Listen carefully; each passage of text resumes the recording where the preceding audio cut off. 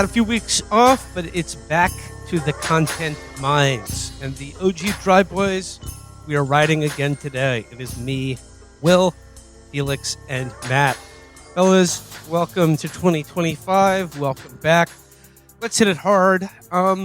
Guess I'll start off. America rang in the new year for 2025 with the traditional American fashion, with 2 terrorist attacks carried out by currently serving or former U.S. Army soldiers. Now, I will say that our Thursday episode that we have scheduled for this week is going to be a much deeper dive into these terror attacks and sort of the general culture of the U.S. military and its great army bases like Fort Bragg. But just to kick things off, I don't know how you guys felt. I don't have too much to say about these terror attacks off the top of my head, but I will say the fact that the Vegas guy, the guy who blew up a Cybertruck in front of the Trump Hotel in Vegas, the fact that his name is literally Life is Burger. I know his name is Livelsburger or something, but when you read it, it looks like Life is Burger. And I thought, well, what are they doing? That's what Gomer Pyle would say before killing himself in Hartman if Full Metal Jacket was made. Now, Private Pyle today, they would kick him out of the Marines for being underweight. And they would go, You're too skinny. What are your pronouns? Because the military's woke now. And he would get mad about that, and he would go, Life is just a fucking burger, and kill himself in the drill instructor. I am in a world of burger. Hi, Joker. Would you like burger? The only joke I've come up with about the New Year's terrorist attacks is the years of bread. That's all I got so far. That's pretty good, yeah. I don't know. There are some interesting details about both of the men involved in these terrorist attacks and some of the circumstances surrounding them. Particularly the fact that the Vegas guy rented a Cybertruck and then in an email to his girlfriend was like, "It's badass. It makes me feel like Batman or Halo." And I guess it's just, if nothing else, if there is an intention behind these terrorist attacks, it's to undermine the way we think about operators in American culture, because I usually thought their internal monologue would be like, I don't know, just in like Delta Bravo talk and talking about kinetic situations. But no, he's just thinking about driving the Warthog from Halo and then blowing himself up in front of the Trump Tower to raise awareness about gravitational anti-grav drones. I don't know. Like I said, there'll be more discussion of this on Thursday. Yeah, I just like all the guys who do this type of thing where it's like they send an email to like everyone they've known where it's like, Judgment Day is now. Don't say that you knew me. History books will remember my decision today. And then they drive headfirst into the lobby of a hotel or like try to kill Trump with like a blow dart and get shot 470 times.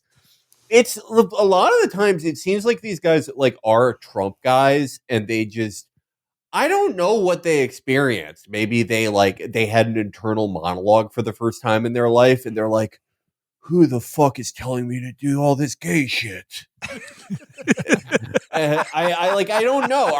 Maybe they're bored and they're like, I love Trump. They're trying to stop Trump. I should kill Trump so they can't kill him. Like, I don't know. I just like, I feel like certain famous people or not so famous people have intangible qualities that cause absurd reactions in people. I am one of those not so famous people where for some reason schizophrenics just like love me. I'm constantly approached by schizophrenics. They're constantly accusing me of things. They're saying that I'm their parents and that I could see them in 1994. They followed me internationally, but I think Trump is like because he's a step higher.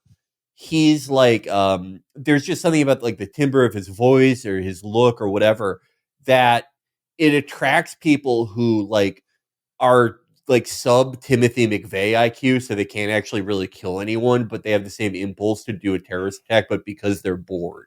He really, more than anyone else in the world, he's the guy most likely to get killed by his own supporters because they're bored. I'm imagining a schizophrenic who conceives of their any internal monologue as Cortana telling them to do things. You'll make a girl a promise if you know you can't keep it. I'm finishing this fight. As you pull onto the Vegas Strip, it's time to finish this fight. I love that when he told that girl, I feel like Batman or Halo, she just didn't say anything. And he's like, well, that seals it. I'm killing myself. And Trump's building? If I kill his building, he'll die. Or if I guess if I blow up his building, he'll have to come out and be like, what's the meaning of this? And also, I don't know what he thought. Yeah, well, I don't know. I mean, also the fact that he was shot in the head before the explosion went off. Like I said, well, I'll have a deeper dive into this on Thursday. But let's just say, look, for people suspicious about this, look, there's such a thing as a timed device. Okay, you light the fuse, blow your head off, and then detonate 200 fireworks in the back of your. And by the way, I loved Elon's response to the Cybertruck bombing because he was like, the Tesla Cybertruck is probably the worst car to use in a car bombing because of its steel frame will contain the blast. Yeah. Like, I just don't understand that as like a sales pitch. Like, if you're like, well, I have a lot of disposable income, but I'm also crazy. Like, I don't know what I'm going to do 10 years in the future. I might hear 1 millisecond of an ISIS song and be like, this seems like a good idea.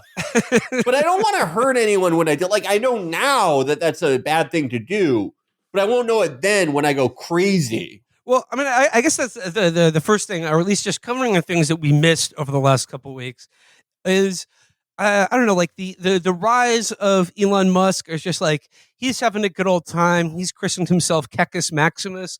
I mean, when I heard that, Felix, I had to think of you because it's just like, is there any figure like as sort of culturally relevant as Elon Musk who nonetheless seems to be about 5 years behind everything?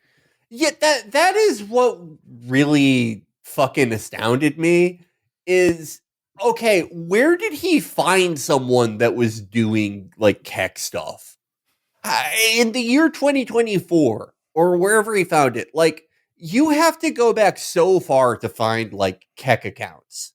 You know, my favorite account, Kekistan Gov, that like I retweet him all the time. The guy who's like, whenever I see a normie, I want to puke.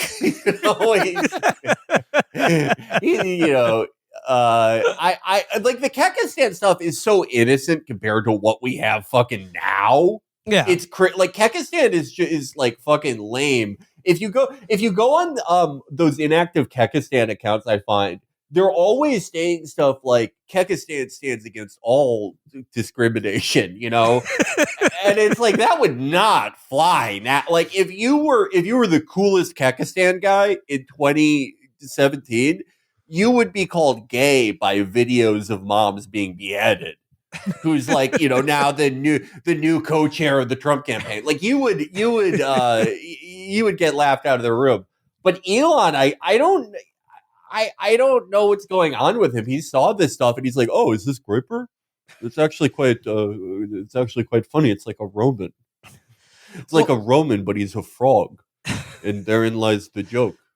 Well, I mean, there was a couple things with Elon Musk over the last couple of weeks, and I guess like the main one was begun the Groyper War has, and it was sort of like, you know, right in between like Christmas and the New Year, there was this sort of intra-MAGA civil war over Elon Musk and Vivek and their support for the H1B visa program, where I don't know, it just seemed like a lot of people found out that it was just sort of like, oh, like we thought we were against all immigration, legal or non-legal immigration, but like it turns out that the people who funded Trump in Silicon Valley are, of course, very interested in legal immigration from people that they consider useful and exploitable, like from South Asia, particularly, to be, you know, software engineers for their tech companies. But I mean, like it seemed like it's over pretty much as soon as it started because Trump was like, "We need the best. We've got to have the best." And the H1B is a very good program. We got to have the best players on our team. And I mean, like as soon as he came out for it, it seemed like that kind of went away. But I just like I don't know. It was just a question of like if you supported Donald Trump, like what did you think was going to happen when he became president? That he was going to make a choice that valued or prioritized American workers over a more highly exploitable version of the same thing? Yeah, I mean, like, I am confused by the people who are like feel betrayed by him because it's like he was president already and he like did this kind of stuff all the time. Like, my favorite thing that Trump does is whenever there's like infighting in his camp and he has to sort of play unifier because it goes so against his biological programming as like a messy bitch. I remember the first time this happened when it was like the Bannon faction versus the Kushner faction. And again, just like Kekistan, Bannon would get called gay now by all the guys who are like, fucking let's kill all the Indians. But when that happened and they're like, it's they're globalists in the administration. We ran against globalists and they're globalists. And he said, well, I'm a globalist and a nationalist. And I thought it was so cute when he said that. But he doesn't really know what to do because his entire life he's been rewarded for doing the opposite of that. Like he's a reality TV guy. You do the opposite of that. Like the people who are saying this isn't what we voted for. I mean, you did 4 years or fucking 8 years ago. This happened already. Like what? It's like if Biden ran again in 2028 and we elected him when he's like 97 and he did a bunch of branded stuff and we were like, what the fuck? We thought you were going to nationalize the electric power grid. What the fuck, Brandon? People would go, you elected Brandon. You went to the Brandon store and got some Brandon.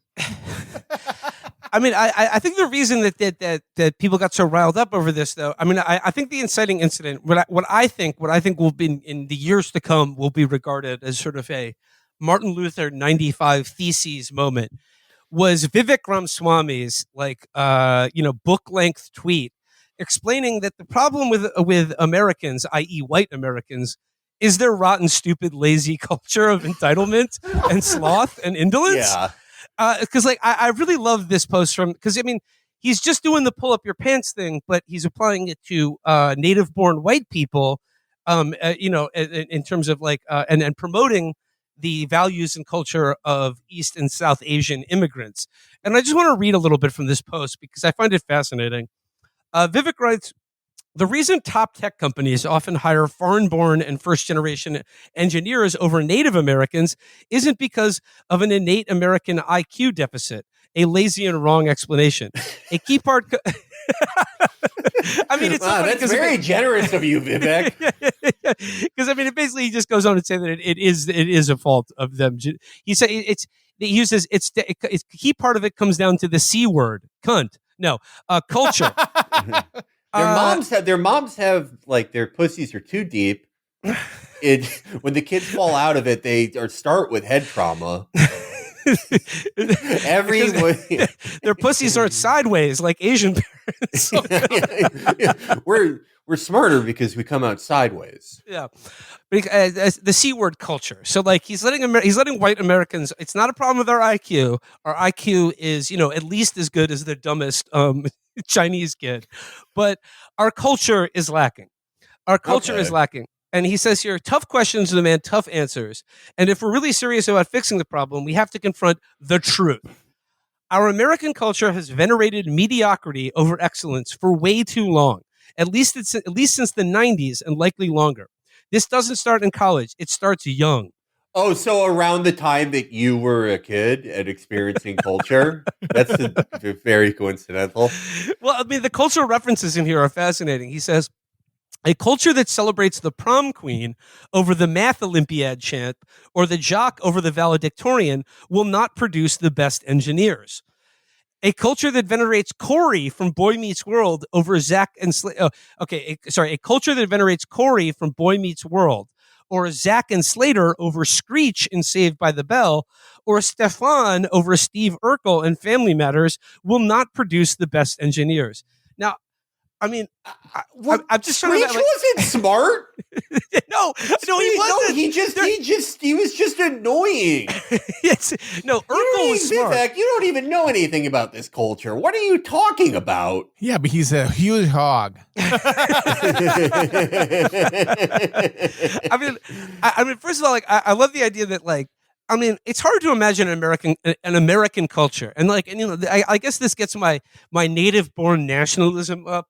But it is hard to imagine America continuing to exist as a nation if we as a culture celebrate the math champion over the football team. Yeah, like all of it reminds me of all of this stuff where people go like, oh, in South Korea, they do this. And it's like, great, let's be like a country that has a 178% suicide rate. That sounds fucking awesome. Like, I just it's also like it's a stupid dichotomy. Every fucking like athlete I knew in high school was also doing like very well academically. You have to be very disciplined to achieve that level of like success athletically. Yeah, like oftentimes, like single-mindedly pursuing something like, or not single-mindedly, but like pursuing something like that makes you better at other things. Most of the athletes I knew who were like on varsity were like doing far better in school than I was. Like, what, ended up going to like far better colleges. Second of all, it's like, okay, what does he think the point of Family Matters was? Okay, well, I want to get to the Family Matters point, because when he says, or Stefan over Steve Urkel in Family Matters. That is such a that is such a 90s kid point of reference for this like current culture war, because he's referencing the late seasons of Family Matters, where Steve Urkel invents something that like basically rewrites his DNA to get pussy. And then he like emerges from like the Brendel-Fly teleporter as Stefan Urkel, not Steve Urkel. And he goes from being like, did I do that? To be like, hey there, Miss Thing. What you doing later? And then like, I love the idea that Vivek thinks America betrayed Steve Urkel by liking Stefan Urkel more than them. Yeah. But like this to me, it sums up entirely the mentality of like these Silicon Valley guys like Elon Musk or Vivek or any of these weirdos. Because it's like, they just want the Steve Urkel invention. There's not like AI will still not make them cool. So that they imagine that America is venerating Stefan Urkel over Steve Urkel. And they know that they're Urkel. I really like the idea of Vivek Ramaswamy watching the Stefan Urkel, Steve Urkel episodes at a young age, and it like activating something in him, like him watching them being like, inside me, there are two wolves. You're not supposed to like him. Well, yeah, I really think like that is it though. Like I feel like every time you see Vivek like put on a stupid cowboy hat or be like, isn't big mouth bass fishing spectacular? I love doing it. Like a little, like there's a part of him that's just like seething. Like he's so fucking mad. He's so fucking mad that he has to do this jug hooter shit, because that's not who he like isn't. He's also not Urkel, but he is like a Urkel was likable. Well, I think that he probably did the Urkel thing of like constantly being at a girl's house and her being like, can you fucking go away? And her dad hating him. But he's a resentful person, which is why, famously, he made his millions of dollars by scamming people, by lying to all these jug hooters and going, hey, I have an Alzheimer's drug that works. I'm going to, your grandpappy that's been drinking the paint because he thinks it's phosphate, because he thinks it's an ice cream soda, I'm going to fix him. Just kidding. This is all clearly adolescent resentment. Yeah, and that's why all the references are based in shows he watched as an adolescent. When he was just getting mad at Zach from Saved by the Bell for getting with Kelly. This was going to be his valedictorian speech. And that's probably where the Vivek thing started. He was going to give a valedictorian speech where he's like, you're all Zach, I'm Screech, fuck you. And then he was like, nope, can't do that. people have to like me if I'm going to sell my fake Alzheimer's drug. And he was like, I dedicate this valedictorian award to House of Pain. I love listening to them. And that's when he started pretending to like all this stupid stuff. But this was, I've never seen anyone misread the moment that, like, he ate so much shit.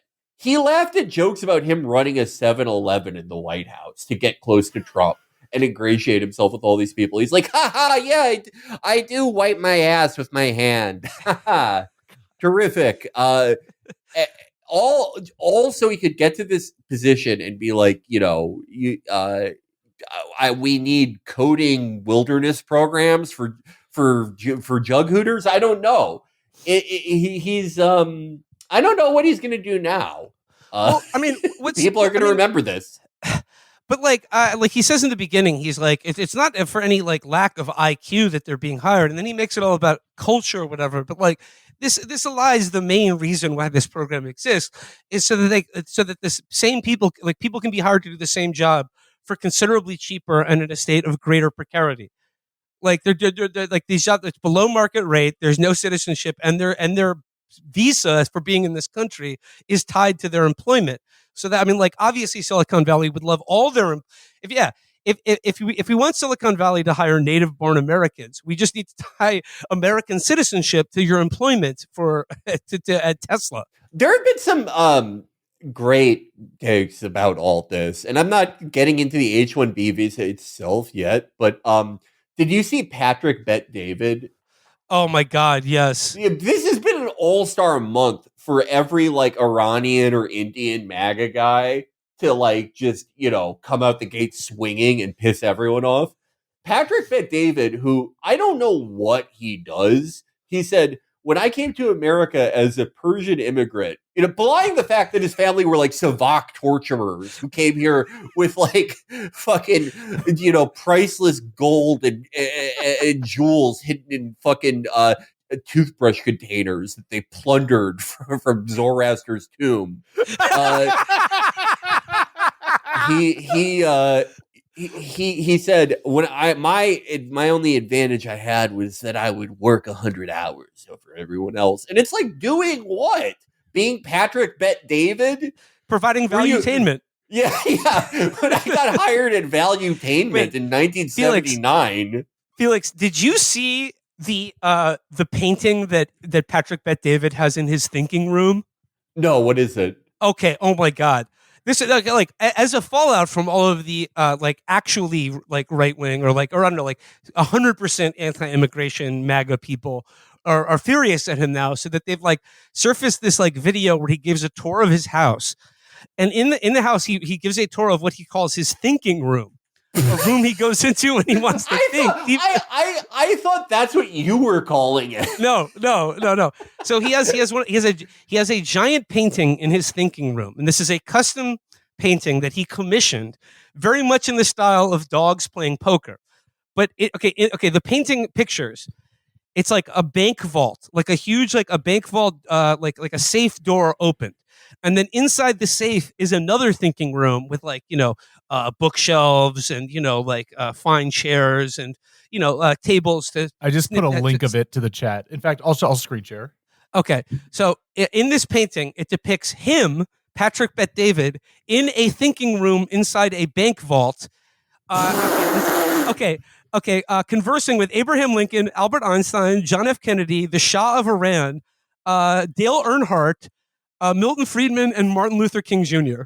Is that Tupac too? Oh, and Tupac. Yeah, I'm sorry. What is Tupac going to talk about with the Shah?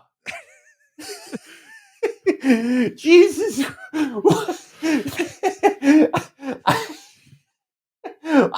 First of all, the Shah would not be in a room with Einstein. Let's get that out of the way. Like, he would not enjoy that one bit. Who do you go to get something like this made?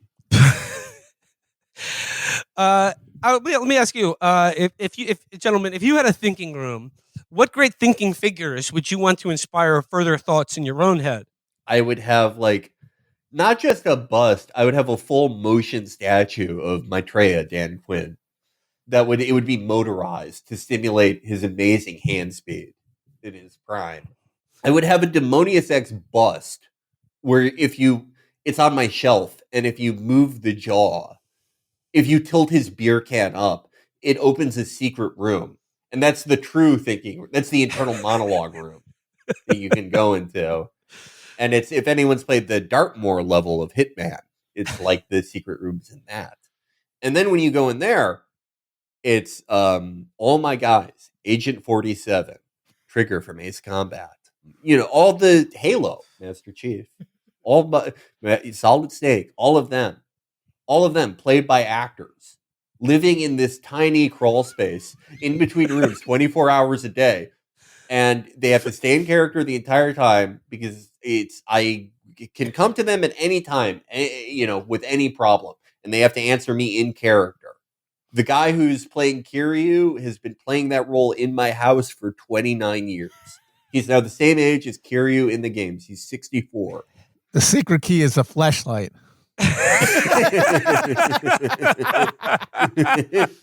hey, that's Marie Curie's flashlight. Okay, this is the best.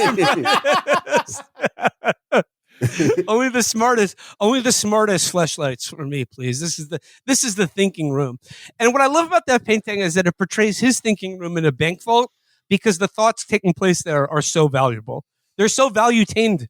They're both valuable and entertaining, so it has to be kept under lock and key. Just real quick, I just want to round out the Vivek thing, because there's a few more cultural references that I really enjoyed. He prescribes more movies like Whiplash, fewer reruns of Friends. I mean, I'd like to say more movies in general and fewer reruns of old television shows. I agree with that, but I love that Whiplash is the movie he chose as the kind of movie we need more of, because in my opinion, it is one of the dumbest movies ever made. And it's about a guy who learns that being the best drummer means that you have to drum faster than everyone else. And losing your entire life and family to do so is a worthwhile goal. Look, I would love to hear Vivek's opinion on one of my favorites, Gattaca. Ooh, all right. Did he watch that movie and he was like, all right, he succeeded. That's great. But he says, more math tutoring, fewer sleepovers, more weekend science competitions. Sleepovers. More weekend science competitions, fewer Saturday morning cartoons, more books, less TV, more creating, less chilling, more extracurriculars, less hanging out at the mall. Most normal American parents look skeptically at those kinds of parents. Most normal American kids view those kinds of kids with scorn. If you grow up aspiring to normalcy is what you will achieve. Then he goes on to say, this can be our Sputnik moment. We've awakened from slumber before, and we can do it again. Trump's election hopefully marks the beginning of a new golden era in America, but only if our culture fully wakes up, a culture that once again prioritizes achievement over normalcy, excellence over mediocrity, nerdiness over conformity, hard work over laziness. And I guess and he's saying that we don't want more normalcy. I guess I just wonder how winning a message this is, because if excellence requires your kids working 100 hours a week until they die, I think most Americans would choose mediocrity and normalcy. Yeah. There's nothing wrong with just having a normal life in which you are not in a state of destitution because you don't work harder than everyone in China or India. Something that stood out to me, and I felt gave away the fact that Vivek he's not a science guy, he's a scammer, is the fact that the thing he thinks that should replace sleepovers. The thing that every parent knows, the moment they start having sleepovers, you might as well take them out of school and enroll them in trade school. Whenever girls have sleepovers, every girl that I ever knew who had sleepovers starting in 6th grade, they're all homeless now. They work as random mobs in my gaming mansion. I pay them to attack me, and I beat them with a tire iron, 47. But he said the thing that should replace those, and chilling and going to the mall, another thing people don't do anymore, is a weekend science contest. What is a weekend science contest, you fucking idiot? It's where Ahmed built the clock. No, that's a science fair. There's a science fair, but there's no such. What does a science contest entail? whoever built the most intricate fucking baking soda volcano. What are you talking? There's no weekend science contest is not a thing. He's fooled everyone in that world into thinking that he spends all day tinkering with beakers and Bunsen burners, when really he's closer to Hawktua. He's That's much exactly more like right. her. Hey, less outdoor summer hoops, more indoor summer math league. Yeah. When I think about how America became a cultural and economic superpower, I mean, I don't think I'm being glib here when I'm saying I think having sleepovers, chilling with friends, and being cool kind of had a lot to do with it. Yeah, I mean, what would be the point of working 100 hours a week if you had no memories, nothing to strive for, nothing at the end of that rainbow?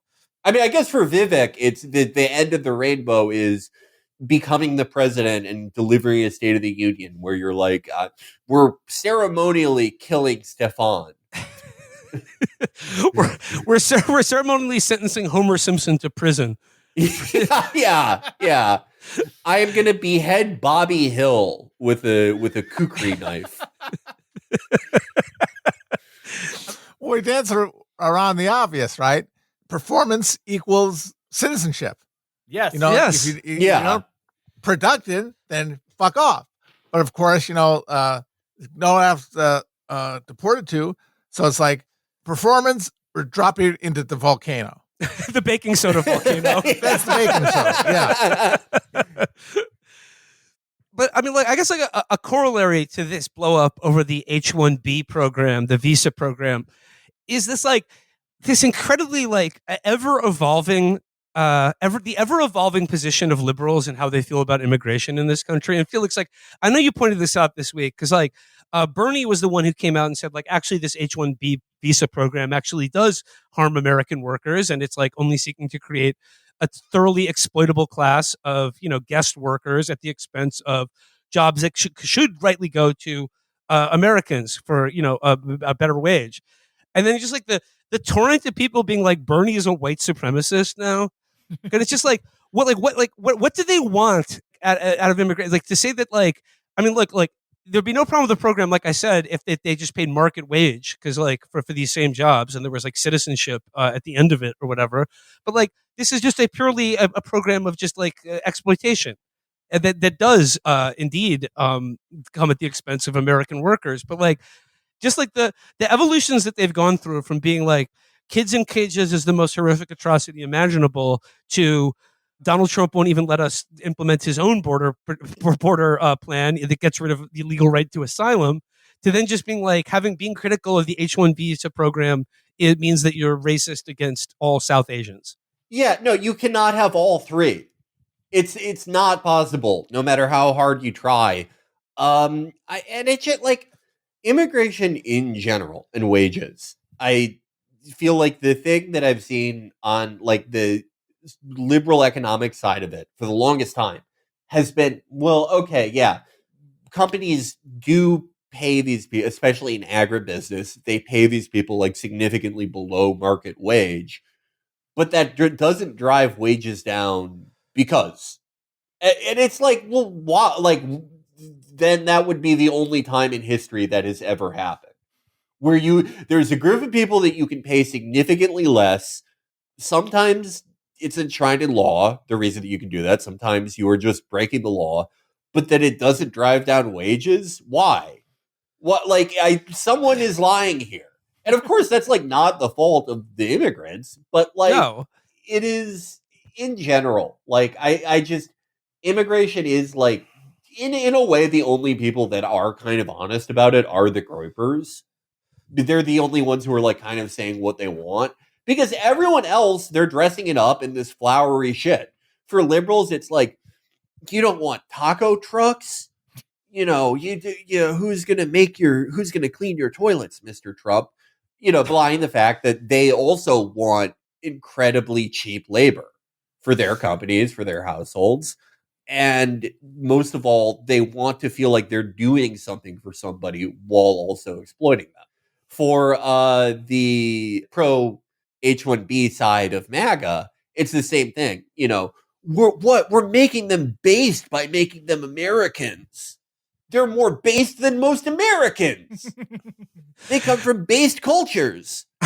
I think you'll find that the heritage population of native-born Americans are dangerously unbased, and we need to replace them with more based immigrants from Asian countries.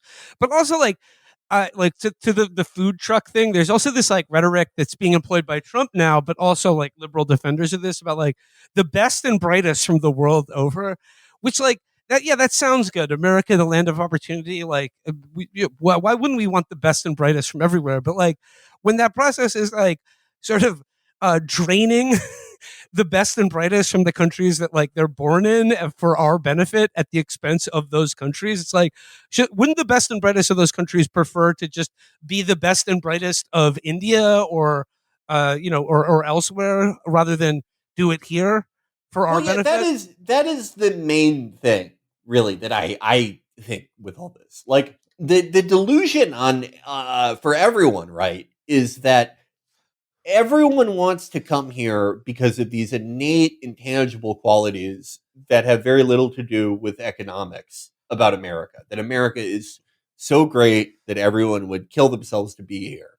When the fact is, I don't think it's a good thing that you should have to leave your fucking home to survive, to ensure your family's economic stability. Ideally, we would live in a world where we fuck with other places less and they don't experience the economic turbulence and social unrest that comes with that. Just, the idea that we're doing anyone a favor by forcing them to come here is just fucking delusional. But I have noticed that exact thing you brought up, don't you want the best and brightest? It's often said by the same people who say that we need this global race to the bottom in international wages, because if we don't, we're impoverishing these developing nations. So which is it? Should we let these nations develop by preventing brain drain? Or are we doing them a favor by going low, circling the drain in wages as much as we can every year and moving manufacturing accordingly? Well, like I said, it'd be interesting. I'll be interested to see where how the Trump Elon Musk dynamic shapes up as his administration gets ready to be inaugurated.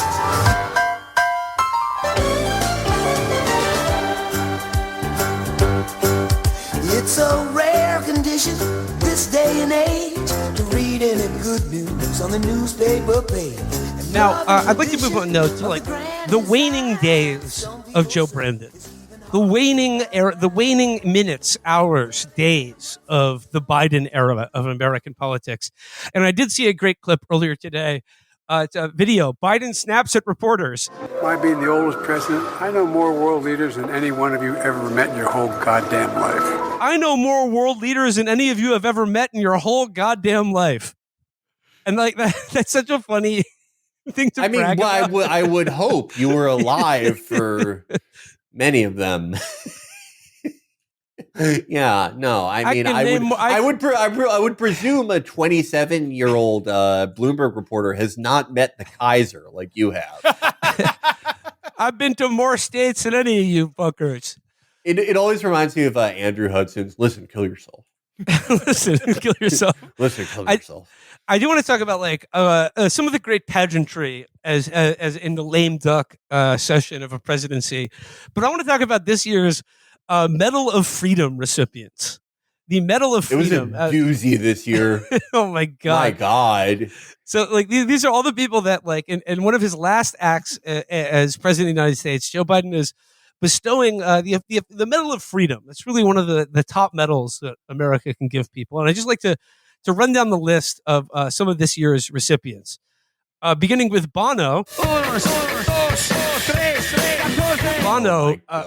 Bono, Medal of Honor, Medal of Freedom recipient. Hillary Clinton, Naturally. Michael J. Fox, a guy named Tim Gill. Don't I get a lick? Doesn't Gil get a lick? And then I just say here, it says, after founding the tech company Quark, which produced the novel layout and design software through the 80s and 90s, Mr. Gill sold his stake to concentrate on charity work aimed at LGBTQ rights and advocacy. His foundation has invested hundreds of millions of dollars in campaigns to shift policy on issues such as marriage equality and bullying in schools. Okay? Is he for or against? And I've seen like the commentary about this Medal of Freedom is like this is Joe Biden's FU to Donald Trump on the way out the door. He's bestowing America's highest honor on like what's truly great about this country. People like George Soros and Hillary Clinton. George Soros also on the list. Jane Goodall, the ape, the primate scientist. Well, yeah, that was a good that's one. legit. That's legit. They give it to some of the apes too. I would love it. I would love it if Brandon. It will really piss Trump off if you give a presidential Medal of Freedom to the wonderful Gibbon Kassam, the Florida residents. Florida's in play if you give a medal to Kassam, the Florida Gibbon. There are a couple posthumous Medal of Freedom recipients, such as Fannie Lou Hamer and RFK Sr., Irving Magic Johnson. He gets one. Ralph Lauren, Bill Nye the Science Guy, also George Romney, also posthumous. George Soros. He was not aware that was posthumous. He was disappointed he wasn't there. David Rubenstein, the founder of the Carlyle Group. That one took me out. I like what has David Rubenstein done? Deliver 15% for investors per annum? Like what the fuck? What is he do? Okay, Felix here. The New York Times says, I think Spirograph, though, like Arts and Leisure or whatever. well, it says here also, he has donated to fund work on some of the best known spaces around Washington, including the Washington Monument and the National Zoo. Okay. Well, he also helped damage a significant Washington monument in the Pentagon.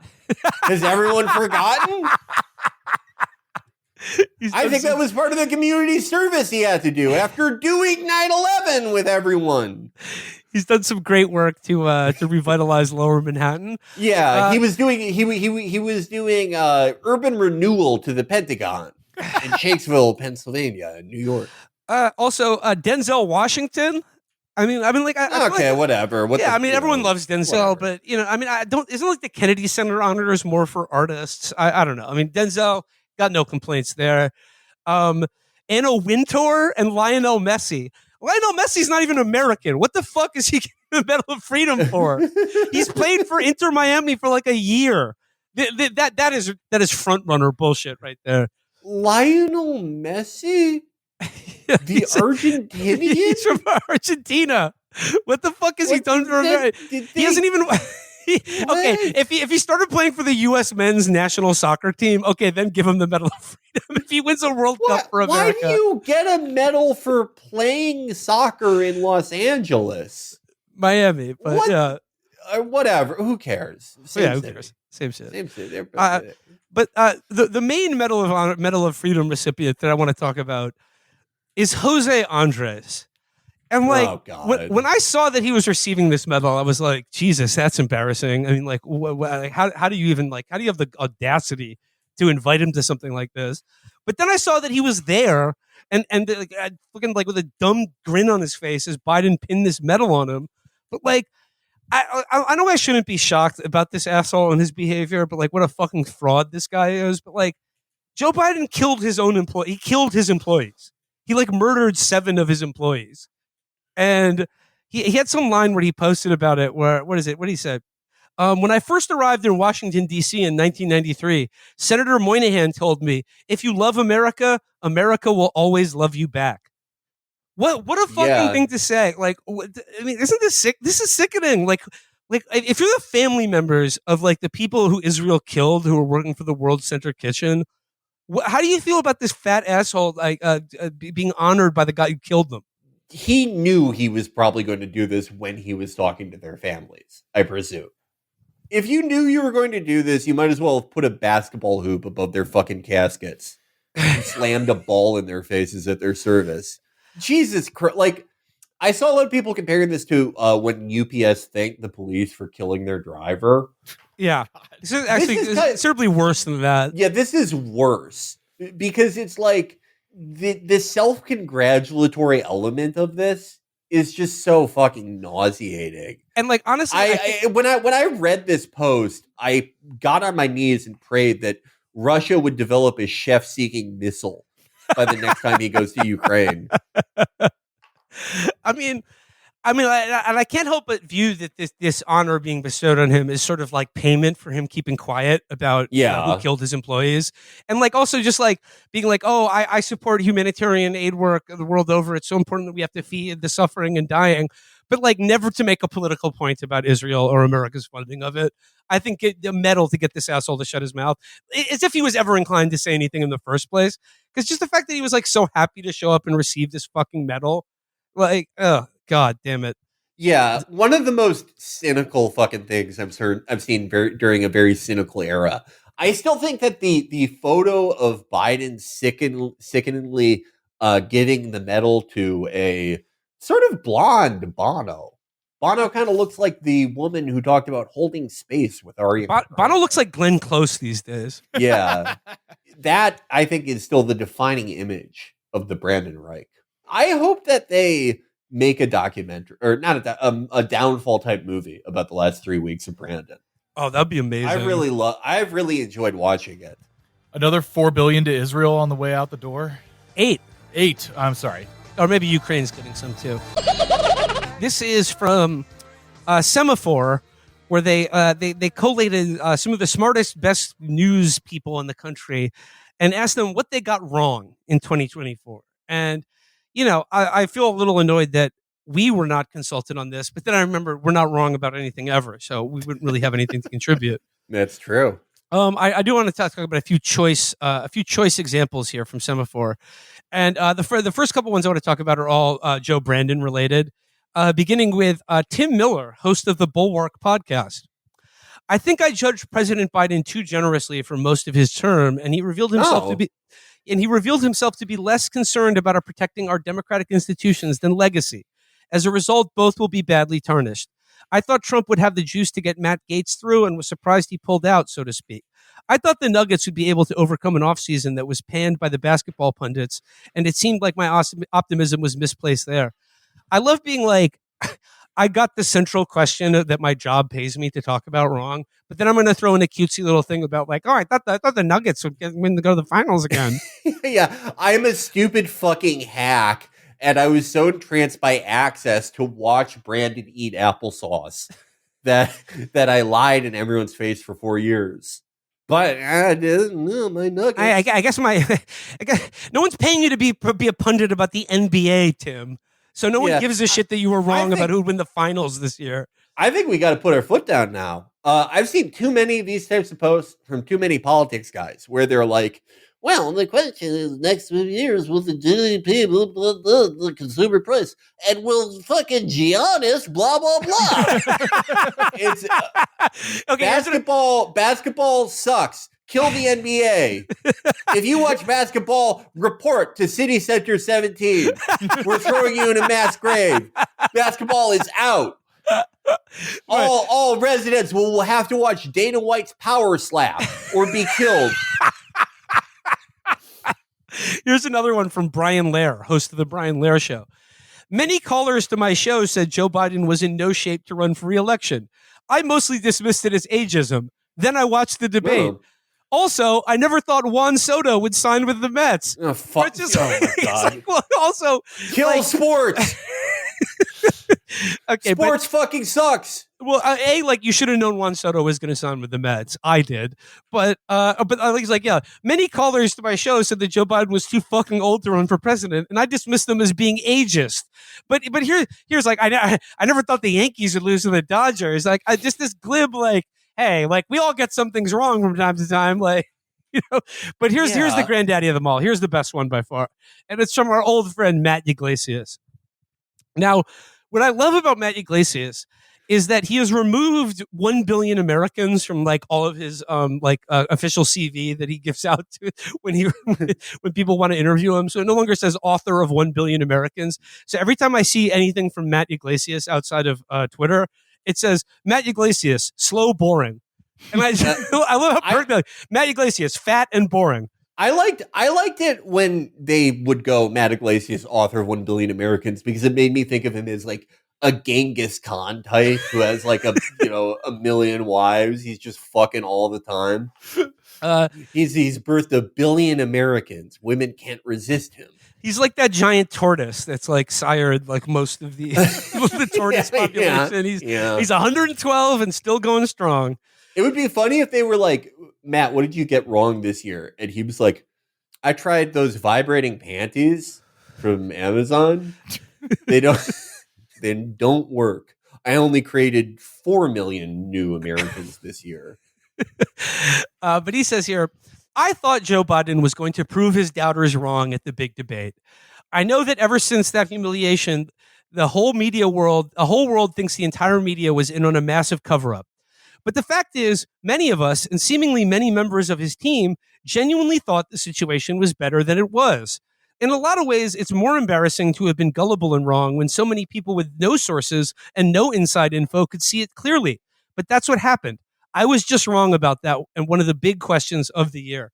I mean, credit to Matt Iglesias for not being like, I thought Wicked would bomb at the box office at the end of just admitting, like, I am an absolutely dishonest dupe who, and by the way, for Matt, it is funny with Matt especially that like he keeps getting the central question of the era that he is paid to prevaricate on wrong.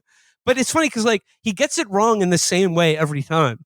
And he's just sort of like, in my defense, I had every incentive to believe that Joe Biden was mentally competent. Yeah. Well, in my defense, I'm rewarded for these stupid opinions. And it's like exactly like his mea culpas with the Iraq War. He was just like, all of the people who were employing me were saying one thing, and apparently people who didn't have access to any information, in fact, figured it out correctly. Funny how that works out. But to be fair, my job is to cater to the prejudices of the wealthy and stupid.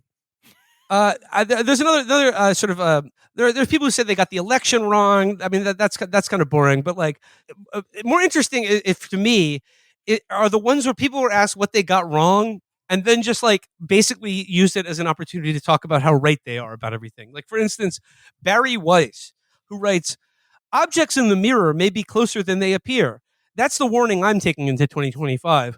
I underestimated, among other things, how quickly old media institutions would crumble. For those of us trying to build new ones, the question is, can we go fast enough to meet reader demand? Use discount code What I Got Wrong for 10% off your subscription to the free press." So basically, Barry's saying, I was too right about everything. Also, object in the mirror may be closer than it appear. That's like, you're wrong, sir. I love this one from Caitlin Collins, who's an anchor at CNN. 2024 served as the ultimate reminder to never assume what the news is going to be. We were surprised at almost every turn. Who assumes that? It's like, that's why it's new.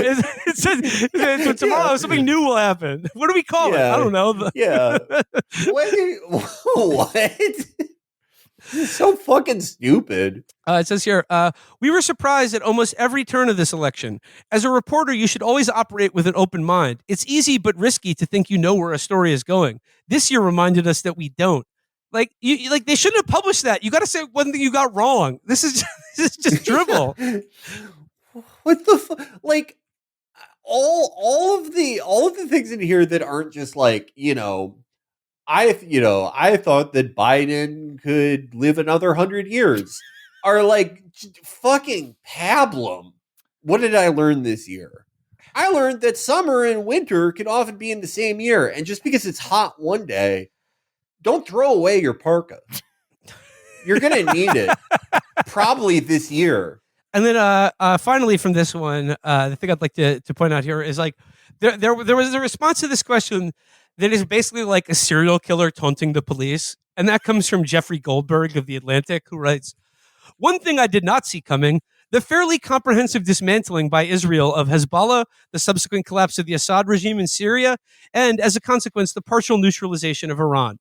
The Netanyahu government's failure to prevent the Hamas invasion in October 2023 had been largely convinced that Israel wasn't ready for other Iranian-related threats. But now Hamas is more or less neutralized as a threat, and the Houthis in Yemen are going to come under significant pressure. The thing to watch, how much pressure Trump puts on Iran. No one should predict regime collapse, but given that Iran has sought to assassinate Trump, and Trump knows this, I'm not expecting the exchange of love letters between Trump and the supreme leader. Far from it.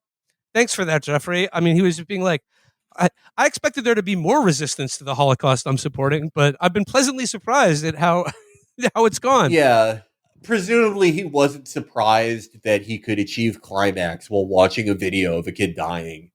There's, I mean, fuck, I can't find it right now, but there's another funny one where it was like a reporter talking about how she was like, she thought like, because the economy was doing so good and inflation was down, like people, that would be reflected in the election results. And she talked about how, like, I think she was a New York Times reporter, and she talked about, like, one of the big stories she did was about how people were driving an extra 2 hours to North Dakota to get cheaper gas, which begs the question, like, the gas isn't cheaper at that point. Like, that doesn't make sense. You're not saving money if you have to drive 2 hours to get cheaper gallon of gas. Where is this happening? In Stupid Town? I think it was North Dakota, but in Poland, in New Poland, America. Well, once again, it's good to begin a new year knowing that once again we are correct in all things, and we have nothing to apologize for. Yeah. My big message for anyone this year is don't think that events won't happen. They will. Sometimes you think so many events have happened. There aren't going to be any more. Don't assume. Wise advice that we should all take to heart. And Matt Yglesias, so boring. Author of a billion satisfied women. Did you know that Matt Yglesias' dad was a romance novelist? I did. Think that's so funny. And that also his grandfather and mine hated each other. So it's good to know that the trauma plays itself out through the generations. Do you think that Matt Yglesias' dad ever like sort of like almost the thing from Call Me by Your Name? He like showed him how to like eat pussy using a peach as a learning aid. Absolutely. This is how Count Handsome does it in my book. Forsooth, the corduroys quaketh. He tried to give him advice on how to eat pussy, but it just Matt only took the eating part of it. So he just eats all meals like he's pleasuring a woman. But I just see Matt Iglesias had another thing where he was like, now that the election's over, like I won't be surprised to see Palestine and Gaza completely drop off the map. And it's just like it's just like, well, you're like, it's dropped off the map for you and like everyone around you. It was never on the map. So it's it's like predictive powers are just being like, now that they've killed every Palestinian left in Gaza, I expect to hear less about it in the new year. That and like the Connor Freestor thing where it's like, oh yeah, well, what did you say during the other genocides that I also didn't say anything about? It's all like preemptively giving yourself permission to not care about something that you already didn't care about. Yeah, exactly. And like, you weren't raising the alarm. I mean, like, you weren't banging the drum to save people in the Sudan either. But like, it's just the thing now where it's just like, they're like, well, you can't really get mad at one genocide when like several others are going on as well. And hey, let's solve the other genocides before we get to Israel. Okay, let's do it alphabetically. All right. Is sort of in the middle. Yeah, stack. Yeah, I know. Yeah, Connor Friedersdorf being like, most people never speak out about genocides, and like as I said before, like in the episodes ago, like I did see a couple exit interviews with Anthony Blinken, where, by the way, not a single person who are trying to drill him on his career at the State Department asked him to account for the Hoochie Coochie Man performance, and I thought that was a journalistic disgrace.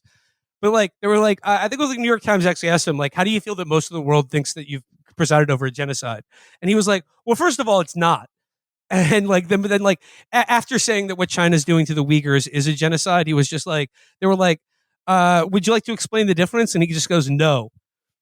But the thing is, Anthony Blinken is already behind the curve because, like, as we were just talking about, now that the election is over and like they've won, like there will be no consequences for Israel doing the Holocaust to Palestinians. yeah, like it will go away and no one will talk about it, but it also means that no one will have to stop denying that it's a genocide or that they're doing war crimes. They'll just say, oh, but like many other countries have also done this. So it's really not that big a deal. And we had to do it. So, I mean, like he's behind the times on the talking points here because the current ones is just like, how dare you get mad at Israel for doing a genocide when there are many other countries that do the same thing? All right, I think that does it for our first show of 2025. But Matt, do you have another poem for us this week? Yes. I was assumed to the epic Elon Musk and whatnot, and at Bitman or whatever. I post epic memes of the 4chan, which cool. So I got to withouten, and that's epigram of a sex haver.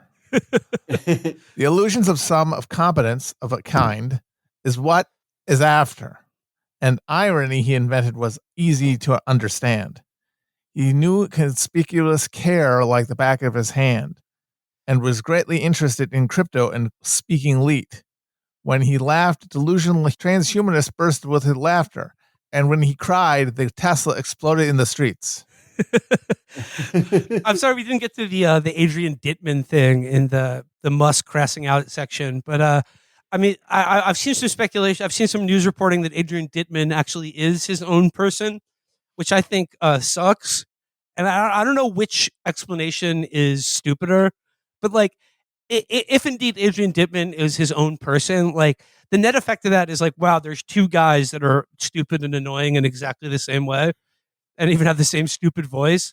But like, Felix, what do you make of the Adrian Dittman, Elon Musk sort of doppelganger? I don't know. Yeah, I like, feel like, yeah, I don't really give a shit. Like, I don't see any reason to say to go, well, it's not him. It's this fucking crowd from Fiji. Okay, who cares?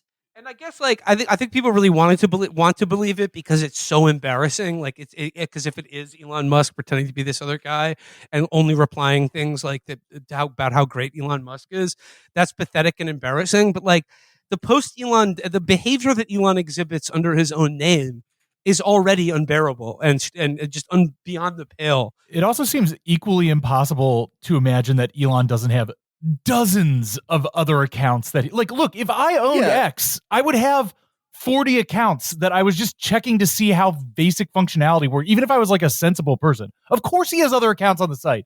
It would be insane not to. And like, didn't his daughter say that like this is him? I don't know. Like, I don't know. I just, whatever people put on their debunking hats, I'm like, are you sure? A part of me just, I don't like the whole ethos of it. You know, everyone is enjoying something and you're like, I backtrace the IP. Okay, well, fuck off. Why don't do that in a truth tellers group chat?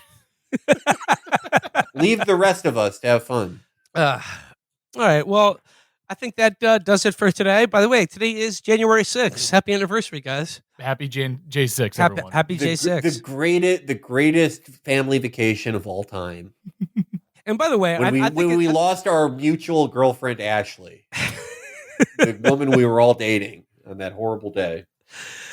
I think it sucks that all the Democrats are trying to use today to being like, there'll be no problem with the certification as we hand the keys to the American government over to Adolf Hitler 2.0. If you think that we'll be putting up a fight about this, you're dead wrong. Not in this country. Yeah, because you pussy Biden didn't pardon American hero Ryan Ruth. That's right. He would have done a one-man J6. That way, he was the only guy real enough to stop the steal for Kamala. Unfortunately, the steal will not be stopped. The steal will not be stopped. We will not have Kamala as president.